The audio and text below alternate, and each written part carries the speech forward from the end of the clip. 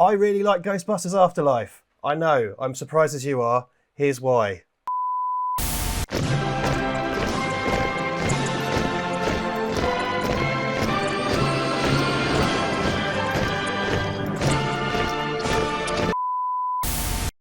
Right, before we begin, I've reviewed a Ghostbusters film on the internet before, and I know better. So let's just be completely clear about something. Ghostbusters is a media franchise that you like. It's not your religion. Nobody, including you, or me, or my mum, have to die, or get shitty comments suggesting that I might die, because I disagree with you about the media franchise Ghostbusters, okay? See also Batman, Star Wars, Star Trek, and all the rest. They're just films, all right? So let's all just chill out. Go hug someone you love, walk a dog, have a cup of tea, all right? So, Ghostbusters Afterlife. I went into this fairly cynically. I am at the centre of the demographic, really, I think, for Ghostbusters. I was born in 1983, first film came out in 84. I was in the middle of all the shit with the cartoon, which I loved as a kiddo. The second movie came out, loved that too. But I'm not like a big fan, and quite often I view Ghostbusters at the heart of what I consider to be sort of like nostalgia boredom, something I've talked about a lot of times. I think it's one of those kind of standard holders for sort of sorry, but kind of nostalgia bores. They're great movies and I do love them, but I'm not a huge fan or anything. Hated the last film, and it wasn't because, I don't think the last film was conceived by a shady cabal of gender studies lesbians who live in SJW Mountain and were conspiring to lower Western birth rates. What it was a film that had no discipline and was, relied far too heavily on improvisation and just wasn't funny. Those were the crimes of Ghostbusters 2016. Ghostbusters answered the call. Ghostbusters Afterlife seemed like a big course correction by Sony to, bring back the Reitmans. Reitmans, because Jason was in the second one. Bring back the Reitmans, bring back the original cast, carry on the original continuity. And I thought, ooh, that looks nice. But, I wasn't about to strangle anyone's granny over it or whatever. However, in the kind of lead up to it, more and more I seen from it, I kind of thought, like, hey, this looks kind of nice. And it got some kind of tepid reviews in the run-up. But I was like, this looks like it might be all right. In terms of Jason Reitman, I've only seen Thank You for Smoking, I think, out of his films, which I think was his debut, which I quite liked at the time, but that was really quite some time ago now. So in the build-up to it, I watched some clips. So while I did a bit of Ghostbusters stuff, I watched Ghostbusters 2 the other afternoon when I was hungover. And I'm an apologist for Ghostbusters 2. And I went to see this Thursday night. I wrote a scripted review, which was rubbish, and I've put what remains of that in audio form on Patreon for you guys to check out because it sucks. So I thought I'd just come out and do my freeform thing here. It's really lovely. I'll do spoilers here. That's when the spoilers kick off, but I'll just talk about the thing generally. It's really beautifully made. I think it relocates the action from New York to the kind of countryside in Oklahoma into a rural rather than urban setting, which is a big gear change for Ghostbusters because New York is very much a character in Ghostbusters, particularly Ghostbusters 2, I would say. And that's something we rattle on a lot on this channel is depictions of New York and stuff. And this does a gear change, which I respect. Why not? Make things different. Obviously, you've got a new cast here. They're supposed to be kind of Egon's extended family, or children and grandchildren, so a couple of generations down. Move into Egon's old farmhouse. You all know the layup and everything. One of the things that I really stands out for me is the soundtrack here. They've utilised Elmer Bernstein's music from the first film. I think it's Rob Simonson is the composer. I don't have IMDb open in front of me, but does a really nice job of using the kind of low-key, because everybody always thinks of the Ray Parker Jr. Ghostbuster thing, but in fact, the Elmer Bernstein music to the first movie is so in its fabric, and it's one of the things it does. Obviously, there's lots of Ghostbusters iconography and everything to be used, like ghost traps and proton packs and the Ecto-1, and the way the ghosts look. They do a very good job of kind of recreating the... And I appreciate this because I think this is something that's quite often forgotten, but I think it's mostly in computers, it must be, but recreating the effect style from the first two movies. So I think it's Richard Edlund who did the visual effects cinematography, special effects cinematography in the first movie, rotoscoping and stuff like that. The famous blue rotoscope lightning bolts of that era, the ghosts, the Gozerian adjacent ghosts that are kind of balls of plasma with purple tails, the way the ghost trap works, everything they've recreated all that very faithfully, which I think is nice. My big kind of thing going into it was that it just didn't look very funny from the trailers and stuff. It's all very serious in its own kind of way, and there is a tonal shift, I think, from the other movies. It is less funny, but not in a way that was bad. I think, as I said, I think my issue was that I remember, for example, the first Pirates of the Caribbean film, quite funny. That's a film that to me shares a similar tone to, say, the original Ghostbusters, in that it's mildly filthy, it's fairly adult orientated in a lot of ways, but plays well with kids. When they released those other Pirates movies, they had this really fart-huffing sense of their own self-importance, and I was like, oh god, they haven't done that, have they? And they haven't. A lot of people are comparing this to Spielberg. You know, it's kind of Spielberg thing, and I get that because it's kind of like the classic thing of a divorced or separated mum and dad. Dad's not in the picture in this case, as is often the thing with Spielberg, and the kids kind of getting on with it. I would put it in an Amblin space, more so anything like a Joe Dante film, I thought.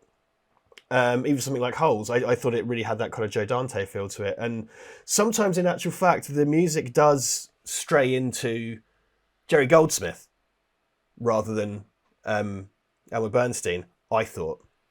In terms of cinematography, even Ghostbusters 2 lost something that Ghostbusters 1 had. In that Ghostbusters, the first one, has a very kind of grainy, scrappy look to it. I think there's lots of, as I understand it, there was lots of filming on streets without permits in Ghostbusters. And those are real crowds and things, and there's a real film grain to it. I mean, there's the same stock they shot no, it's not the same stock, but the stock they shot RoboCop on, for example, the first RoboCop has this real grain to it, which is something even Ghostbusters 2 didn't recreate. And this is, too clean to look like the first Ghostbusters. However, I think its approach to kind of cinematography and edits is similar to that. I particularly found in the editing, there's lots of lovely moments where tension's allowed to breathe. The kind of slow racks in before we cut away, some longish takes. I thought that kind of stuff worked really well. I think within its construction, it's very nicely done. And, unfortunately, you can't expect that as a bare minimum anymore. As I've said, there's been so many movies that don't even deliver on that level. And I hate that the bar is so low. But I just thought it was very nicely made. It's very nicely produced and everything. The cast are, for the most part, great. I think some characters are quite underwritten. So you've got McKenna Grace as Phoebe Spengler. She's fantastic. She has to shoulder the whole movie, more or less. She's so fucking good, man. And what is she? She looks about 12 or 10 or something. Like, young kid doing amazing work. And also, to me, feels like a portrayal of neurodiversity, right? Because she demonstrates, I would say, autistic spectrum qualities, as Egon kind of did, but I think it's taken more serious in this film. And what it doesn't do, which is what films love to do now, is like massively signpost that. This is just a clear case of good representation at the centre of the film. She doesn't wear a sash that says autism and shoot lasers out her bum like in fucking The Predator, right? It's sensitively done. I like that a lot. There's a kid called Podcast. People take issue with that because it's like, he's called Podcast, that's stupid. No, fuck it, who cares? And do you know what? There are funny podcast jokes in it. That kid's got great energy. Can't remember his real name. He very much feels the kind of Ray energy. He's the kind of like, slightly kind of golden retriever-y, up for it, sort of positive energy kid with a few bits of snarky commentary. Thought he was great. Finn Wolfhard as boy and Finn Wolfhard's girlfriend as girl, don't have IMDb open, sorry, they felt quite underwritten to me. And these are our 4 kind of new Ghostbusters, really. They didn't feel like they had a lot going on, which is a shame. Because I think, and the focus is more on Phoebe and to a lesser extent Podcast, but they felt a little bit kind of blank to me, which is a shame. Though it was nice to see Bokeem Woodbine as girl's dad in a small role. Because those of us that have seen Blackmail love Bokeem Woodbine. He's cool. Sounds weird. Paul Rudd, I think, is perfect for a Ghostbusters movie. He's someone I really like. Everybody likes Paul Rudd. Come on. Someone's in the comments going, I hate Paul Rudd. Good for you. He's great. He's perfect fit for this. I think the kind of Ghostbusters humour, I think since they announced him, it is a great lock. Carrie Coon as the girl's, or the kid's mum, or Egon's daughter. She's great. It's kind of like snarky put upon mum. Really good stuff. Liked all of that. And there's a few supporting roles I really liked. This does lead into the problems I have. This film retreads a lot, right? It's a sequel to the first movie. in every way.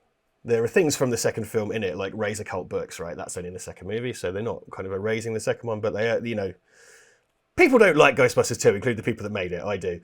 This is very much sequel to the first one, and it's following on plot from the first one, and I'll get into spoilers in a minute, but it's very much carrying on from that.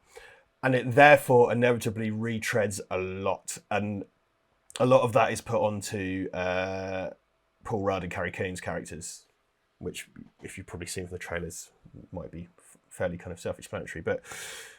And there is stuff in the third act where it's like line for line dialogue from the first movie, and it's like, this isn't, if you made it, they keep making Star Wars movies, right? Putting dialogue references to a first Star Wars film now, it's like, well, there's 20 of them or whatever. There isn't 20, but you know what I mean. In a Ghostbusters film, it's like, there's only 4, including this one. There's no point feeding us back stuff from the first movie. We all know it, and if it's just there for me to stand up and go like, I recognise that, give me a rub on my tummy, there's no point in being there. And I think that plagued it in the third act, which is very frustrating. I don't think it outstayed its welcome at all. It weighs in about 2 hours, and I was never bored. I had a really good time with it. People love to say that I'm this kind of like stone-hearted monster, which is only partially true. But this gave me all the feels, as young people say. I was just kind of enjoying it and going along with it. I think a big part of it for me is that I'm not the hugest Ghostbusters fan, so I was able to just get kind of swept along with it. Though I do love those movies, but I was just kind of swept along with it, and I think the emotional stuff in it really worked for me. I think the character stuff really worked where it was there. Like I say, it's unevenly applied, which is frustrating. The humour is there, and the humour is good. It's that nice kind of dry Ghostbusters-y humour, but there is a tonal shift. It's more of a family adventure than the other ones were, and I don't mean that in a bad way, because I think, family can be a dirty word among people that, watch the kind of movies we do. But I thought it really worked on that level. And there are certain things in it, again, going back to the Joe Dante thing, you've probably seen in the marketing about the mini puffs, like mini marshmallow men. And I was kind of like, when that was in the promotional stuff, I was like, oh my God, Jesus, like really? Like we're going to have bloody, this kind of nostalgia baiting coprophagy, basically. However, that's when the movie briefly turns into Gremlins. And if you actually watch what's going on in that scene, it's pretty dark. Like what those characters are doing is quite dark. So it's got that going for it. I'll do spoilers now. I liked it. Go watch it. I dug it. I'm into it. If you like Ghostbusters, you probably either really like it or really hate it. I don't know what to tell you, man. So here come the spoilers. So, Harold Ramis is dead. That's a spoiler for reality. Can't help you there. Them's the facts. God bless him. He's someone whose work I really love, and that was all very sad when that happened. I knew from the outset, like I was looking at this and I was like, 100% there's going to be a ghost Egon, and it's going to be like this horrendously mawkish thing. What I didn't expect is the opening scene is Egon dying and getting killed by a fucking terror dog, played by Stand-In. And it's, like at the start of Austin Powers, where they always have to have like a bit of fruit over his dick. It's that with the stunt double's face for Harold Ramis. So I didn't expect that. I kind of thought like, wow, that's okay.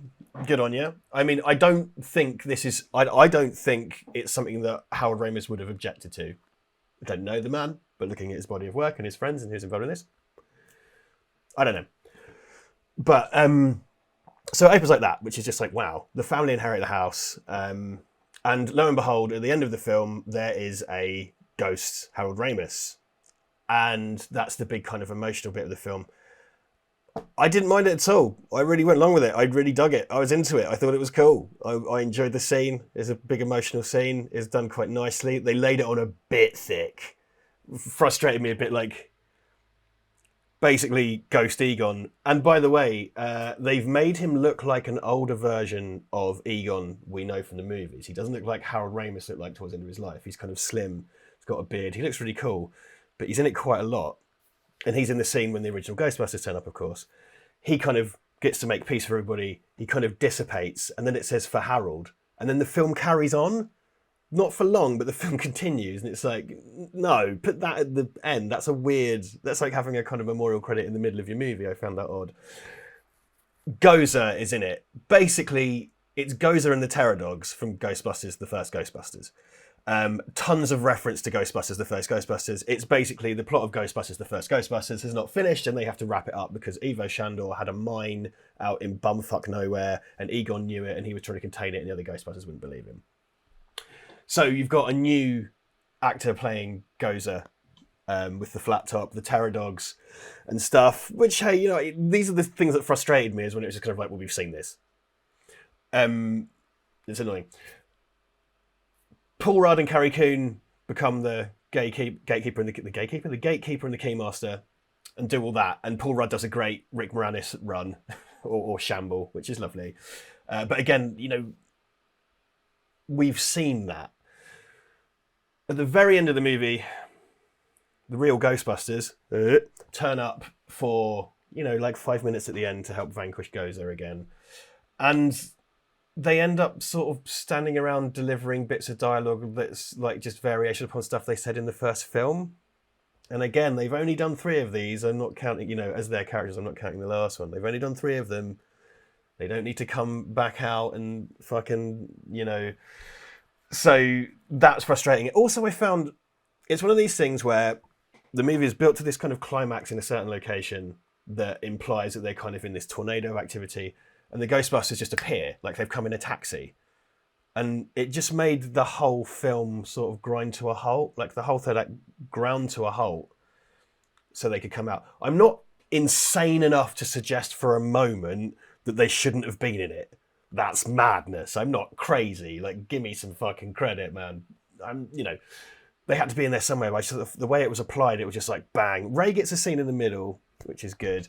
I thought the way the characters were handled was really nice. I have no issue with that whatsoever. It's just that the utilization of them was so... It was a blunt force trauma, you know what I mean? It just bludgeoned the movie to death as it was kind of crawling out of its barn. I don't know what that metaphor is. I've had a cold this week and I thought I had COVID. Turns out I'm fine, but my brain's still a bit... And I got a 5 a.m. call tomorrow for a shoot, so that's going to be great too. So that was all nice, and there's more that kind of runs on. You get Annie Potts back earlier on. She comes back later. There's a great scene with post-credit scene, which I won't tell you all about. You can check that out yourself. I think it's on YouTube now anyway, but there's a post-credit scene that kind of sets some stuff up, but mostly just an emotional thing. Yeah, I liked it. It has its problems. It's frustrating, but you know what? It just got me, man, in a way that I go out of my way to not get got. You know, I get very frustrated with kind of nostalgia-based stuff. If you look at it versus, say, The Force Awakens, because this is very much doing a lot of what The Force Awakens did, I think this is a superior approach to that. I think primarily it does, one of my issues with this new Star Wars stuff is that it just made everybody from the original film's lives to have been miserable in the intervening time. This does do that to an extent, but it also redeems that in the same movie in an important way. And you know, the consequences of the time skip aren't so ruinous in this. So there you go. I liked Ghostbusters Afterlife. I recommend you go see it. Thanks for sticking around and checking this out. We are slowly coming back to life with content, as Duncan has said, so we're going to start making stuff together again soon. I think commentaries are coming back. COVID is not over, but things are getting somewhat back to normal. We've both been very busy working we're working on the same feature film in front and behind the camera. Not one that's anything to do with our writing or directing or anything. We're on there as actor and editor, respectively. I did a bit of gaffery on that, actually, as well. So we'll be back soon. You can check out more content on Patreon. As I said, I wrote a scripted review to this that I hated, and I've put the audio on Patreon for you to listen to. I was at peak cold and flu, so I sound really awful. So you can go check that out as a bit of a bonus. And if you are watching this, you probably watching it on YouTube. If you have Patreon, you will have seen it 2 days earlier on the Sunday. So there you go. So that was very rambly. Haven't done this for a while. I'm just trying to warm back up, you know what I mean? Like an aging Ghostbuster. So thanks for checking it out, and we'll see you again soon.